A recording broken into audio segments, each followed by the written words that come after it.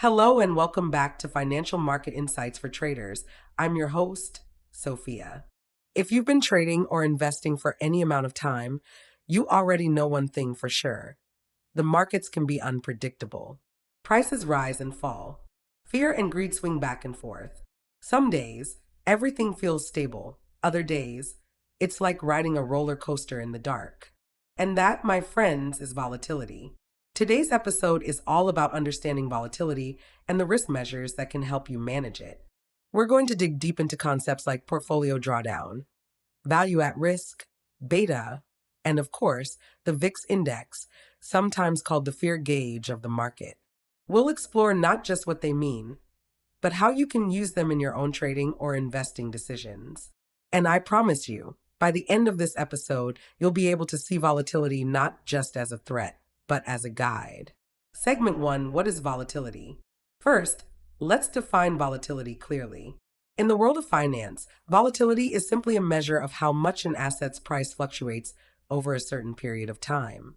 A highly volatile stock, cryptocurrency, or commodity might swing 5, 10, even 20% in a single day. Meanwhile, a low volatility asset, think US Treasury bonds, might barely move. We usually express volatility as an annualized standard deviation. In other words, how much prices deviate from their average over the course of a year. The higher the number, the more uncertainty in price movement. Now, here's the thing.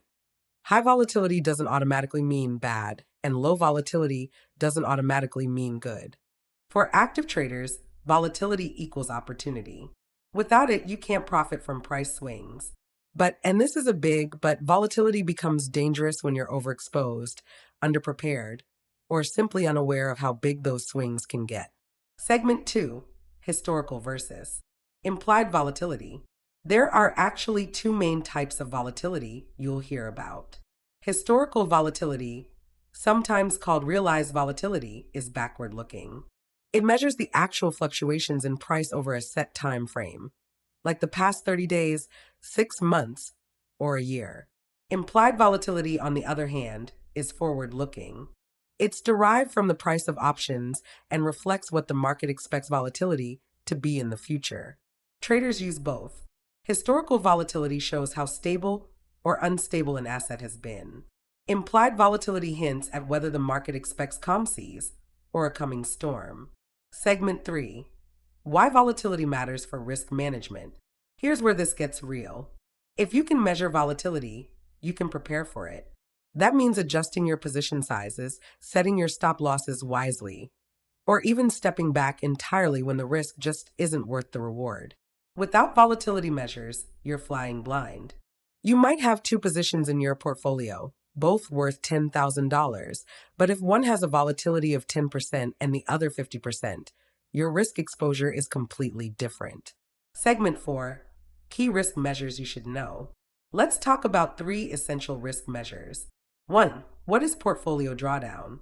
If I had to pick just one metric to reveal your real relationship with risk, it would be portfolio drawdown. Drawdown measures the percentage loss from your portfolio's highest value to its lowest value before it recovers. Example, your portfolio hits a peak of $100,000.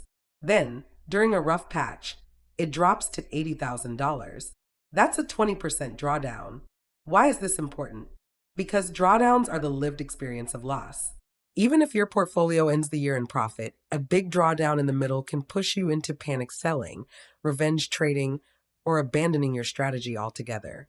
The pros track both maximum drawdown, the worst drop they've ever had, and average drawdown to gauge consistency and emotional resilience. 2. Value at risk VAR. Value at risk, or VAR, tries to answer the question, what's the most I could lose over a given period with a certain level of confidence? For example, if your daily 95% VAR is $10,000, that means there's a 5% chance you could lose more than $10,000 in a day. Institutions love VAR because it's clear and easy to compare across portfolios. But remember, it relies on historical data, so it assumes the past will look like the future, which isn't always true in extreme market conditions. 3. Beta. Beta measures how much an asset's returns move relative to the market.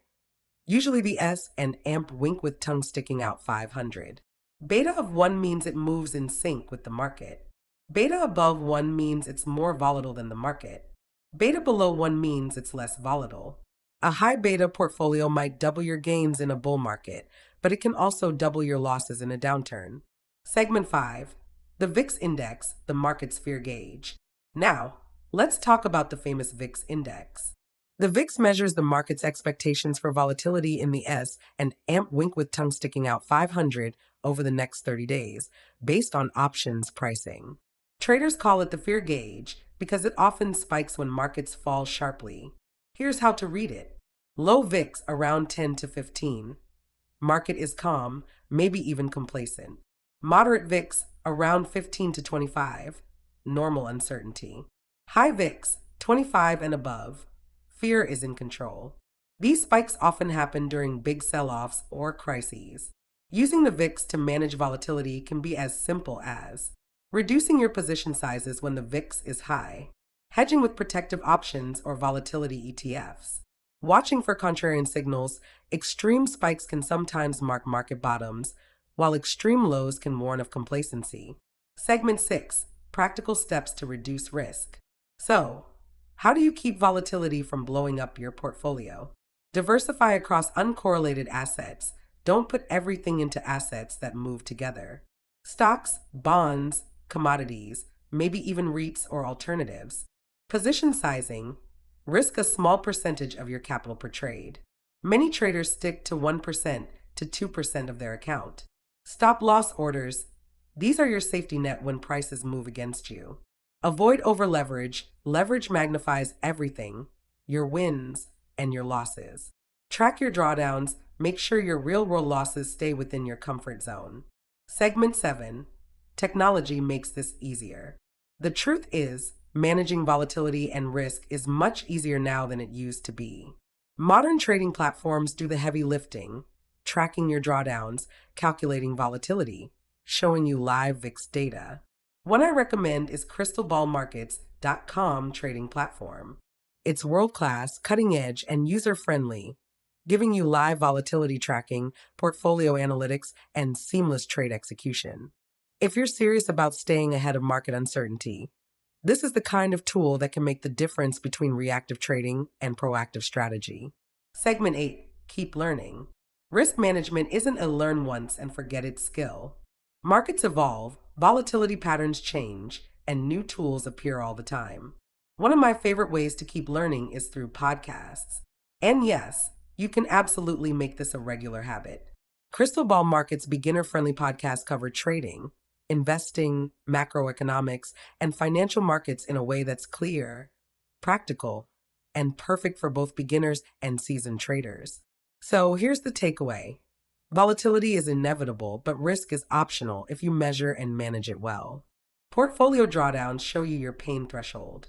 The VIX tells you when the market's nervous system is firing off alarms. Diversification, position sizing, and disciplined stop losses keep you in the game when markets get wild. And with the right tools and ongoing education, volatility stops being the enemy and starts being your guide. That's it for today's episode of Financial Market Insights for Traders. I'm Sophia. Thank you for tuning in, and remember, preparation beats prediction every time.